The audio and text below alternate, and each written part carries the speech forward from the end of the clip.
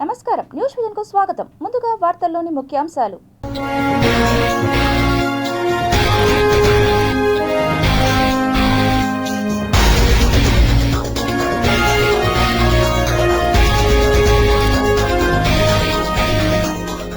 Dragon నయా అస్త్రం, ఇక శత్రు ఉపగ్రహాలకు చుక్కలే. అసెంబ్లీకి ఒక్కరోజు వైసీపీ, రేపు గవర్నర్ ప్రసంగానికి హాజరు. శ్రీకాళహస్తిలో ఫేక్ పూజల ప్రచారం, ఆలయ అధికారుల అలర్ట్. ఇన్స్టాగ్రామ్ మోసాలు, పోలీసులకు ఫిర్యాదు.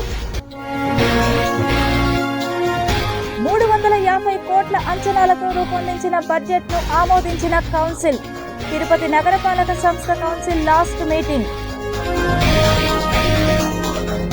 దేదీప్యమానంగా బ్రహ్మోత్సవాలు, కనుల పండుగగా వాహన సేవలు. టీటీడీ లడ్డూ కేసులో హవాలా కోణం, 234.5 కోట్ల నిధుల మళ్లింపుపై ఈడీ ఎంక్వైరీ.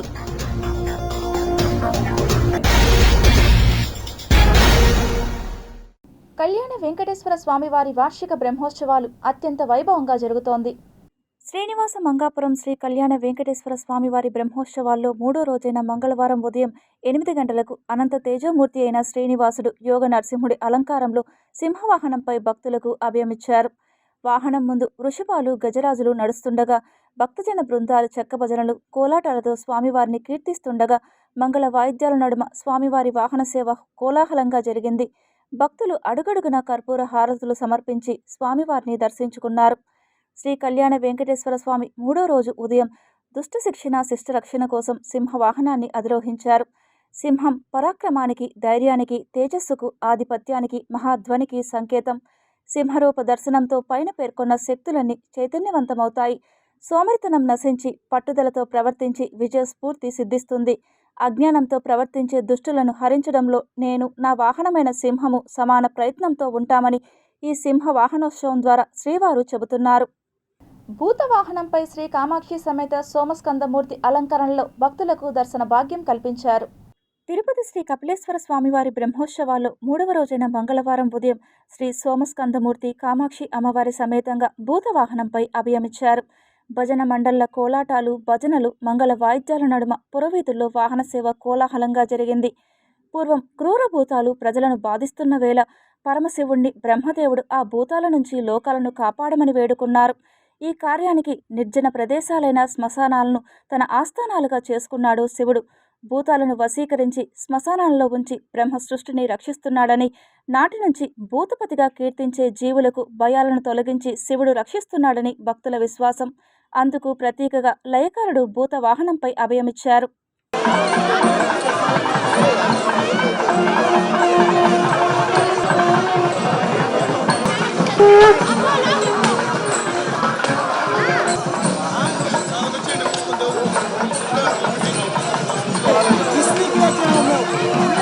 తిరుపతి నగరపాలక సంస్థ ప్రస్తుత కౌన్సిల్కు చివరి సమావేశం మంగళవారం జరిగింది. పాలనాకాలం ముగియనున్న నేపథ్యంలో ఈ సమావేశానికి ప్రత్యేక ప్రాధాన్యత ఏర్పడింది. 2021 మార్చి 17న ఏర్పాటైన కౌన్సిల్ తొలి సమావేశం ఏప్రిల్ 22న జరిగింది. అప్పటి నుంచి 23 కౌన్సిల్ సమావేశాలు జరిగాయి.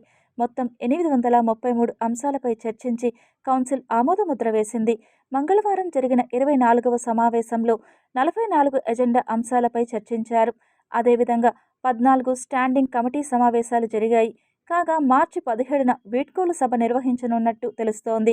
వైసీపీ హయాంలో 50 నెలలు, కూటమి ప్రభుత్వంలో 20 నెలల పాటు కౌన్సిల్ కొనసాగగా చోటు చేసుకున్న విశేషాలివి.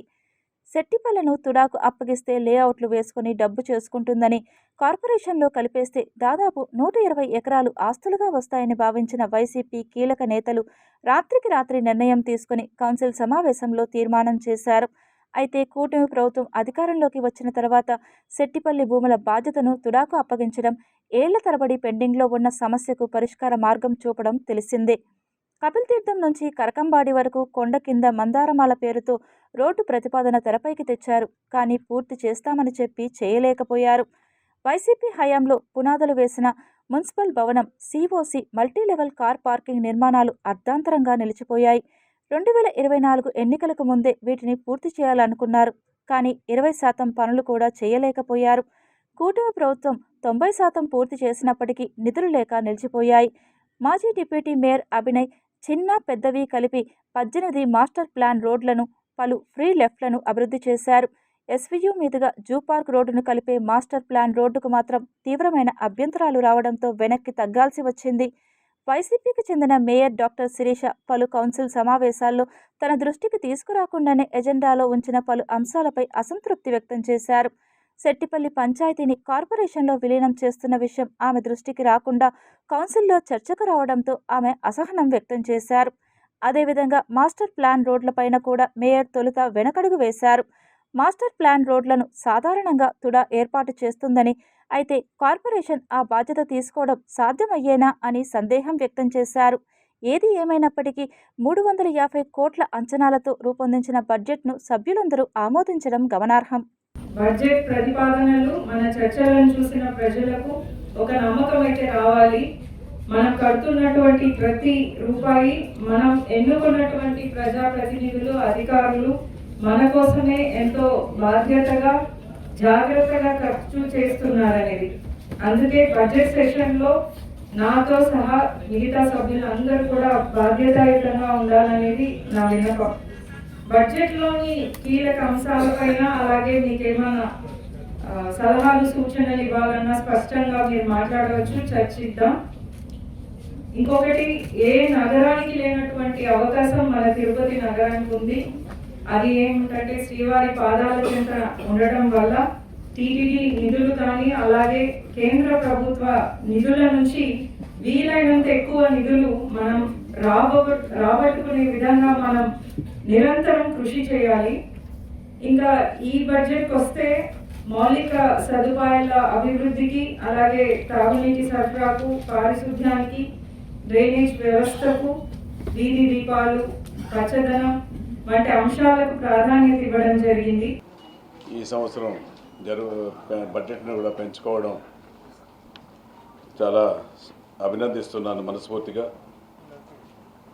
నగర అభివృద్ధిని ఇకపై పరుగులు పట్టించే విధంగా కలిసికట్టుగా చేయాల్సిన అవసరం తిరుపతి ప్రజానీకానికి ఎంతైనా అవసరం ఉంది. గత ప్రభుత్వ పాలనలో దాదాపు 120 కోట్లు వర్కులు చేసి వాటికి పేమెంట్లు కూడా చెల్లించకపోతే ఈ 1.5 సంవత్సర కాలంలో 120 కోట్లు కూడా విడతల వారీగా కూడా గత ప్రభుత్వంలో చేసిన పనులకు ఈ ఎన్డీఏ కూటమి ప్రభుత్వం వచ్చినాక 120 కోట్లు కూడా ఇవ్వడం కూడా జరిగింది. అంతేకాకుండా ఈ సంవత్సరంలో బడ్జెట్లో ప్రతిపాదించిన పనులు కూడా వాటితో పాటు చేసుకుంటూ వాటికి కూడా చెల్లించడం జరిగింది. తిరుమలలో టీటీడీ చైర్మన్ బిఆర్ నాయుడు ఆకస్మిక తనిఖీలు చేపట్టారు. 5 నెలల క్రితం భూమి పూజ చేసిన బయోగ్యాస్ ప్లాంట్ నిర్మాణ తీరుపై కాంట్రాక్టర్పై ఆగ్రహం వ్యక్తం చేశారు.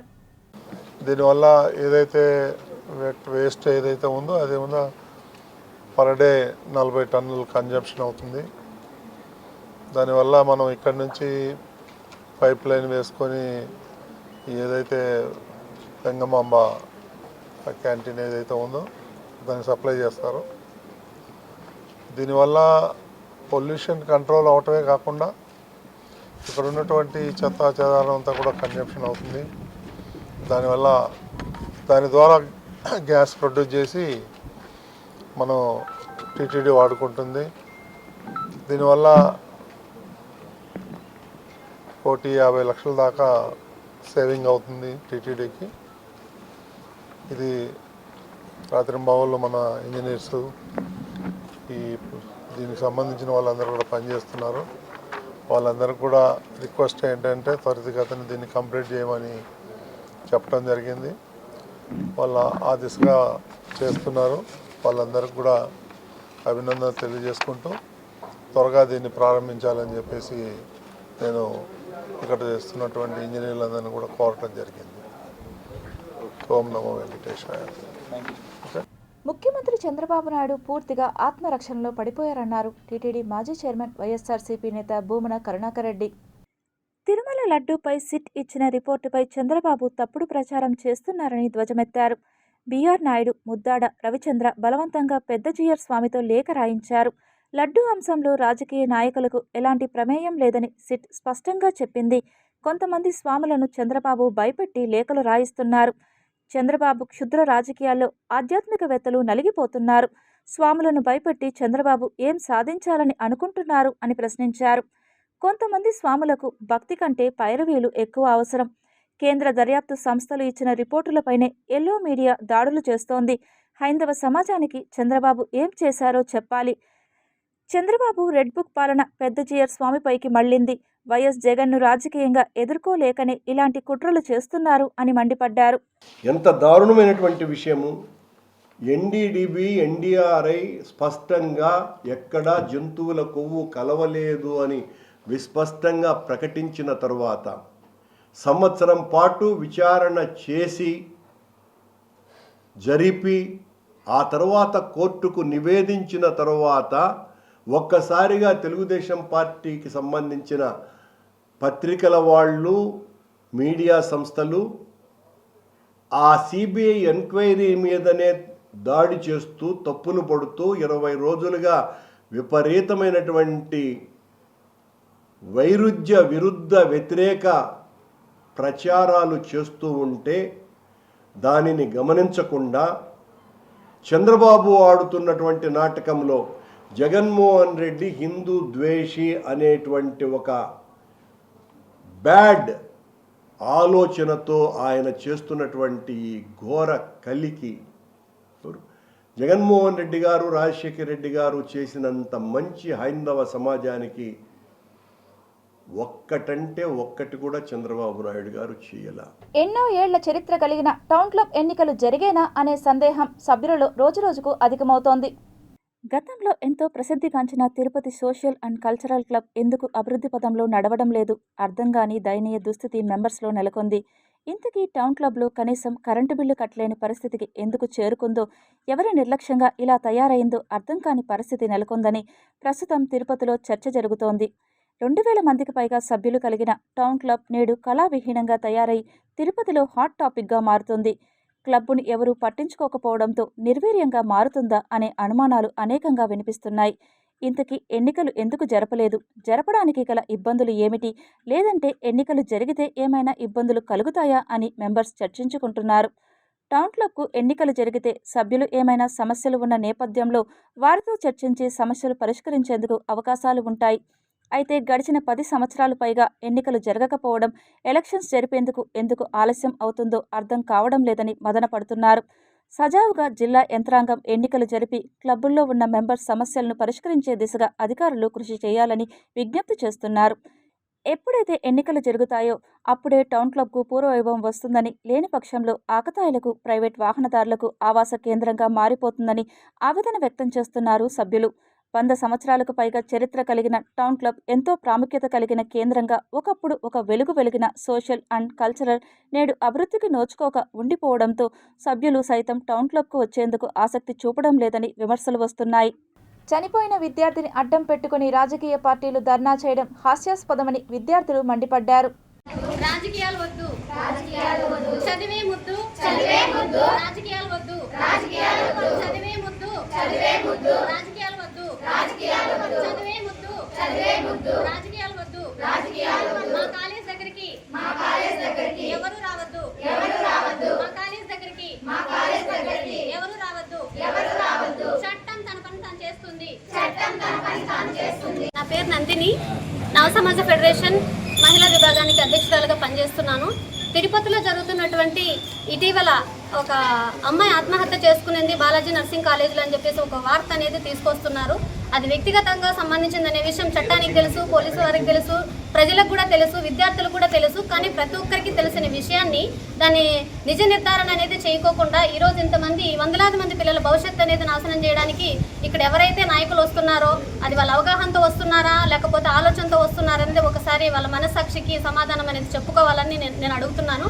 అదేవిధంగా ఇక్కడ పిల్లలు కూడా మీరు కాలేజీ మీదకి వచ్చి దాడులు చేయడం, బెదిరించడం, ఎవరైనా యూనియన్ లీడర్స్ అమ్మాయి ఒక నాయకురాలుగా నిలబడితే అలాంటి అమ్మాయిలపైన దాడులు చేయడం, బెదిరించడం అనేది ఇది కరెక్ట్ సమాధానమా లేదనేది ఒకసారి మీరు ప్రశ్నించుకొని తర్వాత మాట్లాడండి. యాజ్ ఎడ్యుకేటెడ్ పర్సన్ ఎలా మాట్లాడాలో కూడా మీకు తెలియట్లేదు, ఎలా పడితే అలా మాట్లాడుతున్నారు.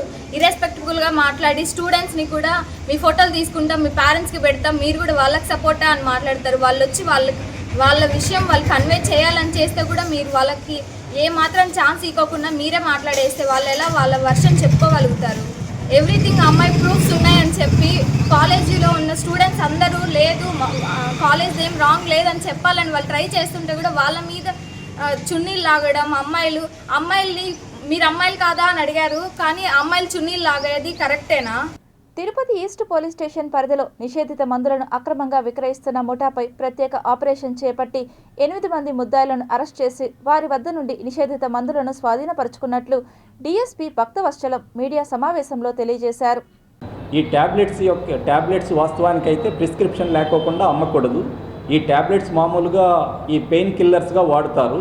ఈ పెయిన్ కిల్లర్స్గా కాకోకుండా ఈ మత్తుకు డ్రగ్స్కు అలవాటు పడిన వారు ఈ ట్యాబ్లెట్స్ మామూలుగా ఇంతకుముందు మీరు చూసింటారు, ఈ డిస్టిల్ వాటర్లో వేడి చేసి ఈ ట్యాబ్లెట్స్ దాంట్లో కరిగించి దాన్ని ఇంజెక్షన్ చేసుకోవడం వల్ల మత్తులో ఉంటున్నారు యువత. ఇవి మామూలుగా 1-2 సార్లు వాడితే, అవసరం ఉన్నప్పుడు వాడితే ఏమీ కాదు. బట్ దానికి అలవాటు అయిపోతే మాత్రము ఇంకా మన గంజా వీటి మాదిరే ఇది కూడా పూర్తిగా బానిసలుగా వ్యసనపల్లుగా మారుతున్నారు.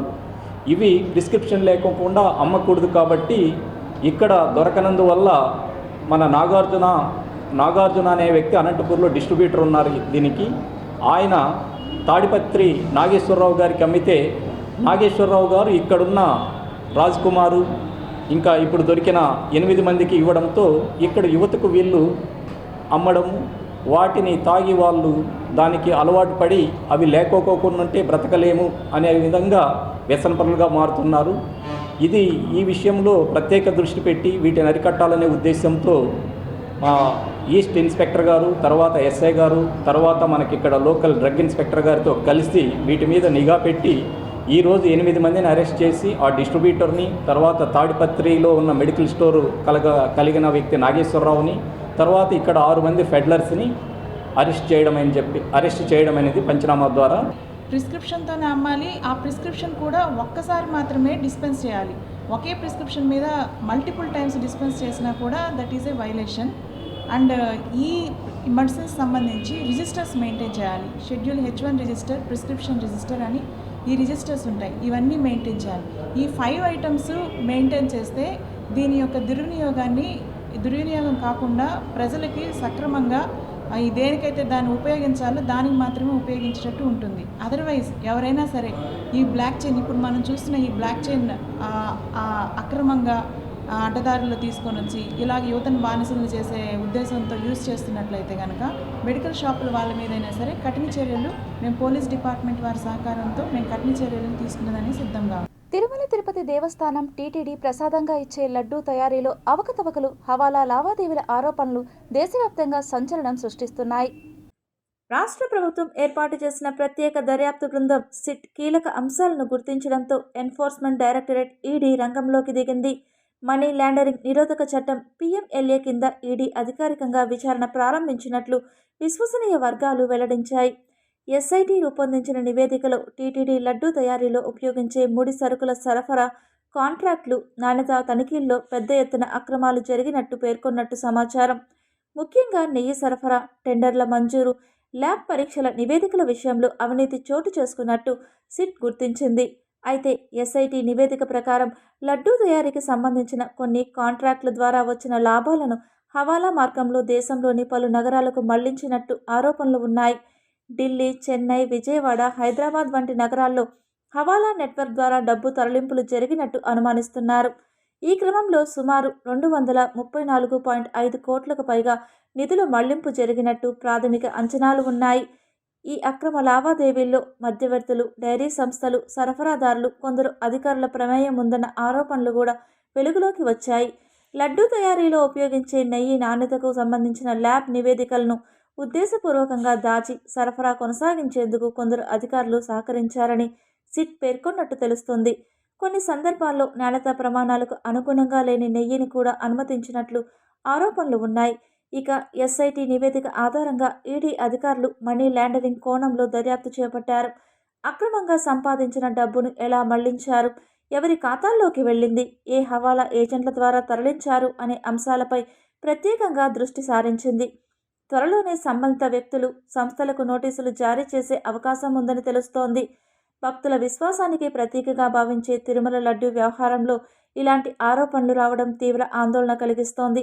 ఈ వ్యవహారం టీటీడీ ప్రతిష్టకే కాకుండా దేశవ్యాప్తంగా ఉన్న కోట్లాది హిందూ భక్తుల భావోద్వేగాలను కూడా దెబ్బతీసే ఛాన్స్ ఉందని విశ్లేషకులు అంటున్నారు. ఈ కేసులో విచారణ వేగవంతం చేయనుండగా రాబోయే రోజుల్లో మరిన్ని కీలక విషయాలు వెలుగులోకి వచ్చే అవకాశం ఉందని అధికారులు పేర్కొంటున్నారు. రేణిగుంట ఎంపీపీ కార్యాలయంలో మండల సాధారణ సర్వసభ్య సమావేశంలో అభివృద్ధి ప్రజా సమస్యల అధికారులు సమీక్ష నిర్వహించారు. రేణిగుంట మండలం కేంద్రంలో మంగళవారం సాధారణ సర్వసభ్య సమావేశం నిర్వహించారు. స్థానిక మండల ప్రజా పరిషత్ కార్యాలయంలో జరిగిన ఈ సమావేశానికి ఎంపీపీ కలపాటి హరిప్రసాద్ రెడ్డి అధ్యక్షత వహించారు. ఈ సమావేశంలో మండలంలోని పలు అభివృద్ధి పనులపై సుదీర్ఘంగా చర్చించారు. ముఖ్యంగా వేసవి కాలాన్ని దృష్టిలో ఉంచుకొని తాగునీటి ఎద్దడి రాకుండా చూడాలని, పెండింగ్లో ఉన్న డ్రైనేజీ పనులను త్వరితగతిన పూర్తి చేయాలని ఎంపీపీ అధికారులను ఆదేశించారు. విద్య, వైద్య రంగాల్లో మెరుగైన సేవలు అందించేలా చర్యలు తీసుకోవాలని కోరారు. సమావేశంలో పాల్గొన్న వివిధ గ్రామాల ప్రతినిధులు తమ పరిధిలోని సమస్యలను ఎంపీపీ దృష్టికి తీసుకువచ్చారు. ప్రజా సమస్యల పరిష్కారంలో నిర్లక్ష్యం వహించకూడదని, అధికారులు నిరంతరం ప్రజలకు అందుబాటులో ఉండాలని హరిప్రసాద్ రెడ్డి స్పష్టం చేశారు. ఈ కార్యక్రమంలో మండల స్థాయి అధికారులు, ఎంపీటీసీలు, సర్పంచులు, కార్యాలయ సిబ్బంది పాల్గొన్నారు. వాటిలో కొన్ని పరిష్కారమైనవి, ఎక్కువ సభ్యులు ఇబ్బంది పడుతూ ఉండేది కూడా మన రెవెన్యూ దీని గురించే. మన టీటీ సార్ కూడా నేను అదే పదే చెప్తున్నాను. ఎందుకంటే కరకంబాడి పంచాయతీలో కరకంబాడి గ్రామానికి, అలాగే ఇతరితర అక్కడ ఉన్న కాలనీలకు అంతా కూడా శ్మశాన వాటికి చూపించి వాటికి కాంపౌండ్ వాల్ నిర్మాణం కూడా చేయడం జరిగింది సార్. శ్రీకాళహస్తిలో భక్తుల విశ్వాసాన్ని ఆసరాగా చేసుకుని భారీ మోసానికి తెరలేపారు కొంతమంది అజ్ఞాత వ్యక్తులు. శ్రీకాళహస్తీశ్వర స్వామివారి దేవస్థానం పేరుతో నకిలీ వెబ్సైట్ను సృష్టించి భక్తుల నుంచి అక్రమంగా డబ్బులు వసూలు చేస్తున్నట్లు ఆలయ అధికారుల దృష్టికి రావడంతో అప్రమత్తమయ్యారు. ప్రస్తుతం సోషల్ మీడియా మరియు గూగుల్ సెర్చ్ ఇంజిన్లలో https:/devdam.com అనే వెబ్సైట్ ద్వారా శ్రీకాళహస్తి ఆలయ సేవలు అందుబాటులో ఉన్నట్లు తప్పుదారి పట్టిస్తున్నారు. శ్రీ స్వామి అమ్మవార్ల దర్శన టికెట్లు, ఆర్జిత సేవలు, ముఖ్యంగా దోష నివారణ కోసం చేసే రాహుకేతు పూజల టికెట్లు ఈ వెబ్సైట్లో లభిస్తాయని నమ్మిస్తూ భక్తులను మోసగిస్తున్నారు. నిత్యం వేల సంఖ్యలో భక్తులు వచ్చే ఈ పుణ్యక్షేత్రం పేరును వాడుకొని అమాయక భక్తుల నుంచి నగదు కాజేస్తున్నారని అధికారులు గుర్తించారు. ఈ స్కామ్ వెలుగులోకి రావడంతో శ్రీకాళహస్తీశ్వర స్వామివారి దేవస్థానం అధికారులు స్పందించారు. భక్తులు ఎవరూ ఇలాంటి మోసపూరిత లింకులను క్లిక్ చేయవద్దని కోరారు. దర్శన టికెట్లు, వసతి గదుల బుకింగ్ లేదా విరాళాలు ఇవ్వాలనుకునేవారు కేవలం ఆంధ్రప్రదేశ్ ప్రభుత్వ అధికారిక దేవాలయాల పోర్టల్ https:/www.aptemples.ap.gov.in మాత్రమే సందర్శించాలని సూచించారు. ఇది కాకుండా ఇతర ప్రైవేట్ వెబ్సైట్లు లేదా థర్డ్ పార్టీ యాప్ల ద్వారా చేసే లావాదేవీలకు దేవస్థానానికి ఎటువంటి సంబంధం ఉండదని స్పష్టం చేశారు. కేవలం ఆన్లైన్ వెబ్సైట్లు మాత్రమే కాకుండా సోషల్ మీడియా ప్రకటనలు చూసి మోసపోవద్దని భక్తులకు విజ్ఞప్తి చేశారు. ఫేస్బుక్, వాట్సాప్ వంటి మాధ్యమాల్లో టికెట్లు ఇప్పిస్తామంటూ వచ్చే ప్రకటనలు నమ్మవద్దని, దళారుల మాటలు విని వారికి నగదు చెల్లించి మోసపోవద్దని కోరారు. ఆలయానికి సంబంధించిన ఏ సేవలనైనా అధికారిక వెబ్సైట్ లేదా ఆలయ కౌంటర్ల వద్ద మాత్రమే పొందాలని దేవస్థానం అధికారులు తమ ప్రెస్ నోట్ ద్వారా వెల్లడించారు. భక్తులు అప్రమత్తంగా ఉండి సైబర్ నేరగాళ్ల బారిన పడకుండా ఉండాలని హెచ్చరించారు. భక్తులకు టీటీడీ గుడ్ న్యూస్ చెప్పింది. తిరుమల దర్శనానికి వచ్చే భక్తులు శ్రీవారి పవిత్ర ప్రసాదమైన లడ్డూను పొందేందుకు కౌంటర్ వద్ద ఇకపై గంటల తరబడి నిలబడే అవసరం లేకుండా టీటీడీ సరికొత్త నిర్ణయాన్ని తీసుకుంది. తిరుమలలోని ప్రతి లడ్డూ విక్రయ కేంద్రం వద్ద యూపీఐ పేమెంట్కు సేవలను అందుబాటులోకి తీసుకురానుంది. రోజురోజుకు పెరుగుతున్న భక్తుల రద్దీ, లడ్డూ విక్రయాల నేపథ్యంలో టీటీడీ ఈ నిర్ణయం తీసుకుంది. అయితే భక్తుల రద్దీ పెరగడంతో గతేడాది కియోస్క్ యంత్రాలను టీటీడీ అందుబాటులోకి తీసుకొచ్చింది. భక్తులు ఈ కియోస్క్ యంత్రాల ద్వారా కావలసిన లడ్డూల సంఖ్యను ఎంపిక చేసి యూపీఐ ద్వారా పేమెంట్ చేస్తే మీకు ఓ రసీదు వస్తుంది. దాన్ని తీసుకెళ్లి కౌంటర్లో ఇచ్చి లడ్డూలు పొందేవారు. అయితే గత కొన్ని రోజులుగా ఈ కియోస్క్ యంత్రాల్లో సాంకేతిక సమస్యల కారణంగా భక్తుల రద్దీ పెరగడంతో నేరుగా లడ్డూ కౌంటర్ల వద్దనే యూపీఐ సేవలు అందుబాటులోకి తీసుకురావాలని టీటీడీ నిర్ణయం తీసుకుంది. ఈ నిర్ణయం ద్వారా కియోస్క్ యంత్రాల వద్ద భక్తులు నిల్చునే అవసరం లేకుండా నేరుగా కౌంటర్ వద్దే యూపీఐ ద్వారా చెల్లింపులు చేసి నేరుగా లడ్డూలు పొందేలా సేవలను అందించనుంది. అయితే తొలుత ప్రయోగాత్మకంగా కొన్ని కౌంటర్లలో ఈ సేవలను టీటీడీ అందుబాటులోకి తీసుకురావాలని చూస్తోంది. వాటికి వచ్చే రెస్పాన్స్ను బట్టి మిగతా లడ్డూ కౌంటర్ల వద్ద కూడా దీన్ని అమలు చేయనుంది. శ్రీకాళహస్తి వెళ్లే భక్తులకు బ్యాడ్ న్యూస్. ఆలయంలో రాహుకేతు పూజలు రద్దయ్యాయి. ఫిబ్రవరి నెల 15న ₹50 టికెట్తో ప్రత్యేక దర్శనాన్ని కూడా నిలిపివేసినట్లు ఆలయ ఈవో టి బాపిరెడ్డి తెలిపారు.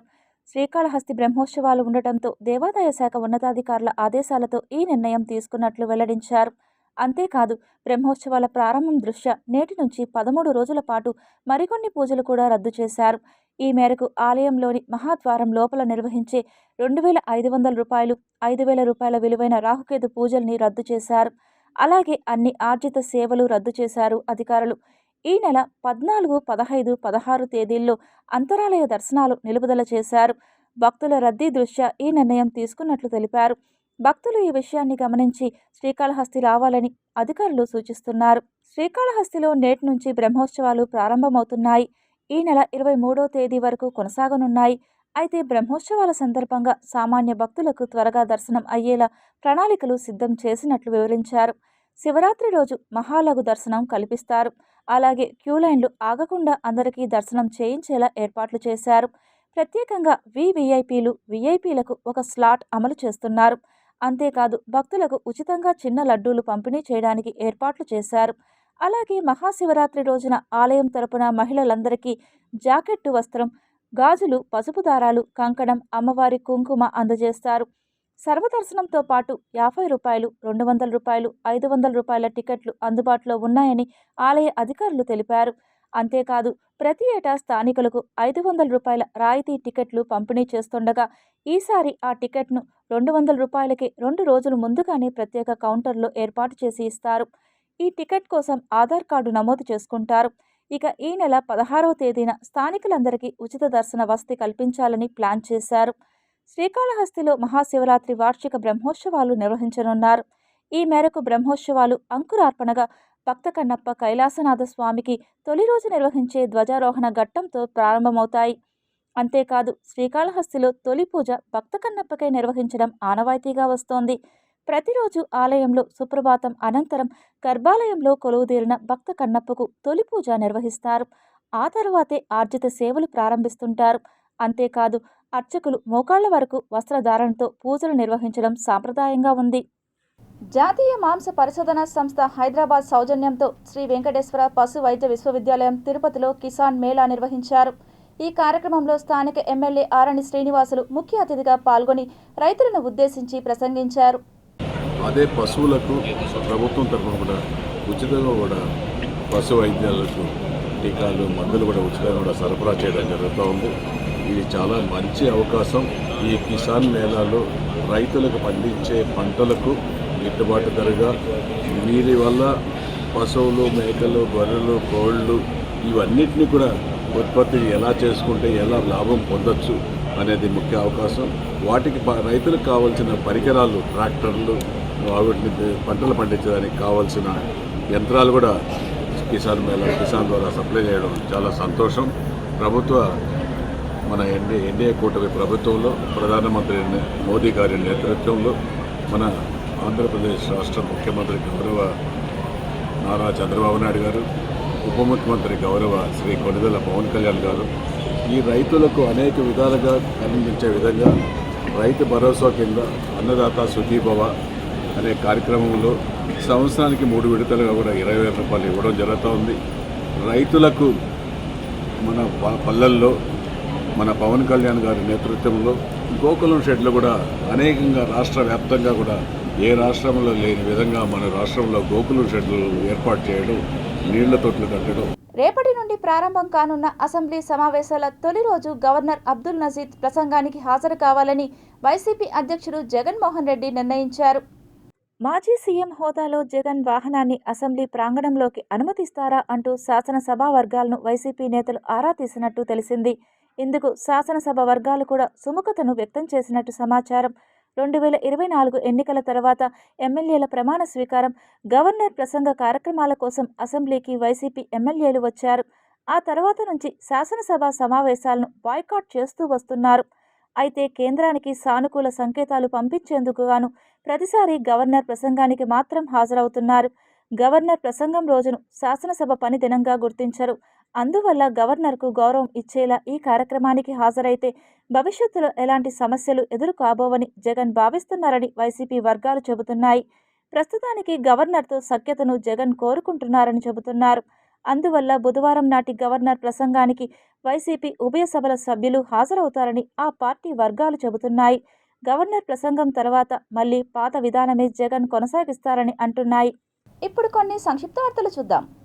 టీటీడీ చైర్మన్ బీఆర్ నాయుడుకు 30 లక్షల విరాళాన్ని అందజేసిన smart software and Mohan industries MD Yelamanchili Madan Mohan Rao మంగళవారం ఉదయం వీఐపీ ప్రారంభ సమయంలో దాత శ్రీవారిని దర్శించుకుని రంగనాయకుల మండపం వద్ద 30 లక్షల డీడీని టీటీడీ చైర్మన్ బీఆర్ నాయుడుకి అందజేశారు.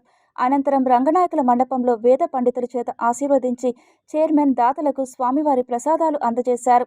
ఈ విరాళాన్ని అన్నప్రసాద ట్రస్ట్ మరియు ఇతర ట్రస్టులకు వినియోగించుకోవాలని దాత కోరారు.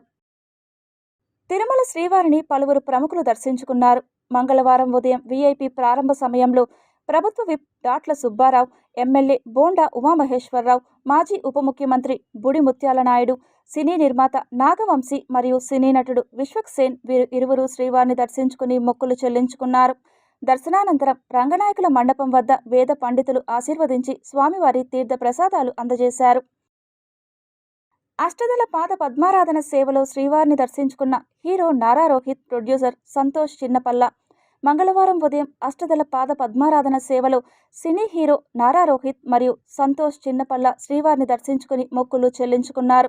అనంతరం రంగనాయకుల మండపంలో వేద పండితులు ఆశీర్వదించి తీర్థ ప్రసాదాలు అందజేశారు. Tirupati bullion gold jewellery and silver merchants association సమాచారం మేరకు తిరుపతి లోకల్ బులియన్ మార్కెట్లో బంగారం, వెండి ధరలు ఇలా ఉంటాయి.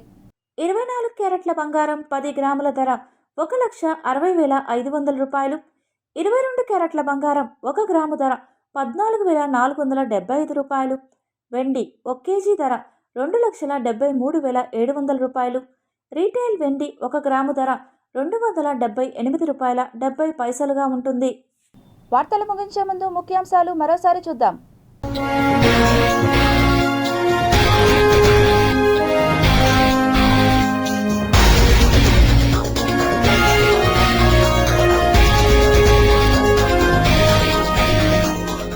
డ్రాగన్ నయా అస్త్రం ఇక శత్రు ఉపగ్రహాలకు చుక్కలే.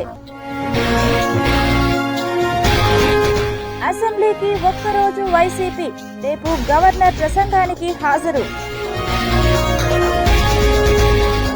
శ్రీకాళహస్తిలో ఫేక్ పూజల ప్రచారం, ఆలయ అధికారుల అలర్ట్. ఇన్స్టాగ్రామ్ మోసాలు, పోలీసులకు ఫిర్యాదు. 350 కోట్ల అంచనాలతో రూపొందించిన బడ్జెట్ను ఆమోదించిన కౌన్సిల్. తిరుపతి నగరపాలక సంస్థ కౌన్సిల్ లాస్ట్ మీటింగ్. దేదీప్యమానంగా బ్రహ్మోత్సవాలు, కనుల పండుగగా వాహన సేవలు. టీటీడీ లడ్డూ కేసులో హవాలా కోణం.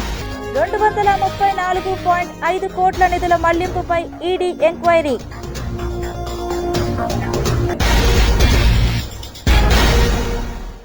ఈ వార్తలు ఇంతటితో సమాప్తం. సమగ్ర సమాచారంతో న్యూస్ విషయంలో మళ్ళీ కలుద్దాం. అంతవరకు సెలవు. నమస్కారం.